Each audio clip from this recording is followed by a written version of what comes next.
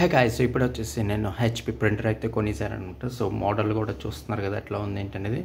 So GT52, GT53, GT53XL అయితే support చేస్తుంది.